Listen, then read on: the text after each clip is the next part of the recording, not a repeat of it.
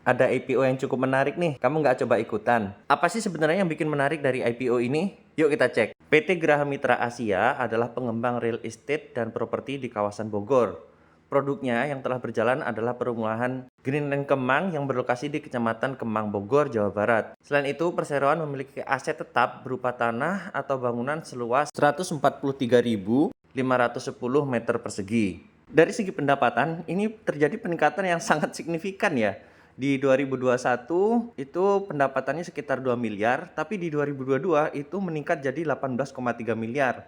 Lalu kemudian untuk laba bersihnya ini dari sekitar 200 juta di 2021 meningkat menjadi 4,5 miliar di tahun 2022. Wah, hebat sekali ya ini untuk pendapatannya. Apakah hal ini bisa terus dipertahankan oleh perusahaan ini? Ya, kita lihat saja nanti karena ini kan perusahaan IPO ya, yang track recordnya masih belum jelas. Rencananya dalam IPO ini akan ada sekitar 1,2 miliar lembar saham dan kemudian untuk harga penawarannya itu di 90 sampai dengan 100 rupiah. Untuk potensi pendanaan itu ada di 108 sampai dengan 120 miliar. Tidak terlalu besar ya teman-teman.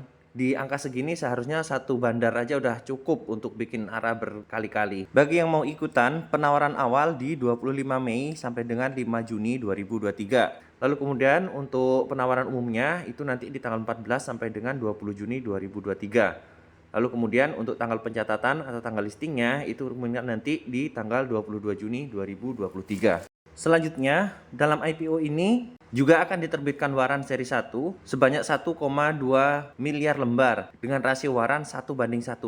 Artinya gini teman-teman, kalau teman-teman beli satu sahamnya, maka teman-teman akan dapat satu warannya. Dan ini yang bikin menarik di IPO ini ya teman-teman.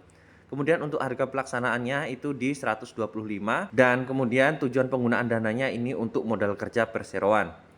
Ya, menurut saya sih untuk harga pelaksanaan ini kita nggak harus perhatikan ya. Kenapa nggak harus diperhatikan? Karena biasanya saham-saham IPO kayak gini ujung-ujungnya juga gocap. Jadi yang penting teman-teman untuk saham-saham IPO seperti ini disiplin. Kalau memang udah cuan, udah secukupnya aja. Jangan terlalu maruk atau serakah.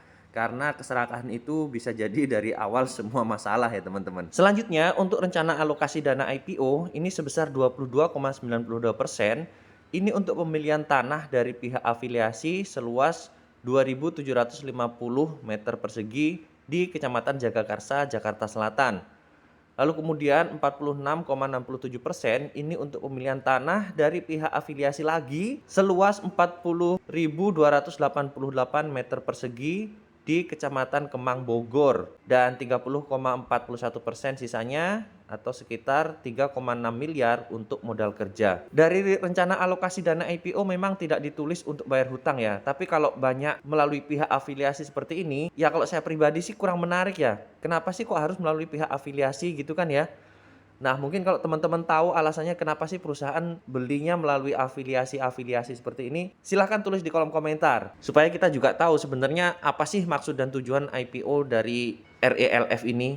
Dari sisi fundamental, untuk valuasinya berdasarkan laporan keuangan di tahun 2022, potensi market cap-nya itu ada di 516 miliar sampai dengan 573 miliar.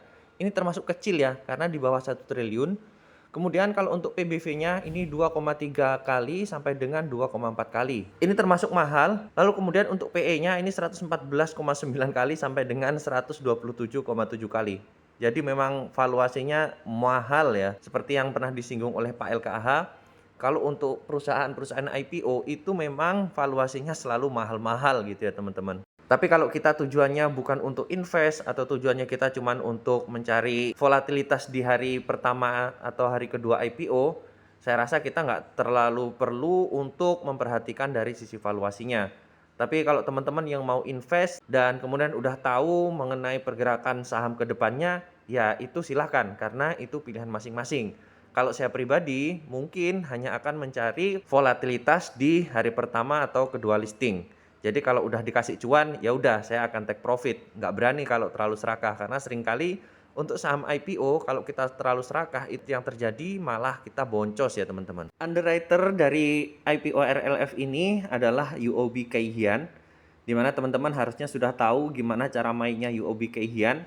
Jadi teman-teman harus berhati-hati dan selalu waspada ya terhadap pergerakan dari kode broker AI. Sebagai kesimpulan, perusahaan ini merupakan perusahaan properti di mana perusahaan ini menjual perumahan di kawasan Bogor dan juga akan membuka cabang di kawasan Jakarta Selatan. Dan yang paling bikin menarik saham ini adalah waratnya, yaitu 1:1. Jadi setiap teman-teman beli satu sahamnya maka akan dapat gratis satu bonus waran. Hal ini bisa meminimalisir kerugian kita saat listing di hari pertama ya teman-teman. Tetapi kalau dibanting ARB, apalagi kalau sekarang ARB udah di 15%, resikonya jadi cukup tinggi ya teman-teman. Untuk itu teman-teman harus tetap hati-hati dan ingat untuk selalu disiplin. Lalu kemudian untuk valuasi, ya seperti biasa untuk perusahaan-perusahaan IPO valuasinya memang selalu mahal. Bagi teman-teman yang mau ikutan, selalu ingat bahwa IPO itu resikonya tinggi, jadi pastikan teman-teman sudah mengukur resiko yang teman-teman bisa tanggung. Supaya teman-teman tidak mengalami kerugian terlalu besar, kemudian menyalahkan bursa dan pensiun dari dunia saham. Teman-teman gimana nih kira-kira untuk saham ini? Ikutan atau enggak? Silahkan tulis di kolom komentar. Terima kasih.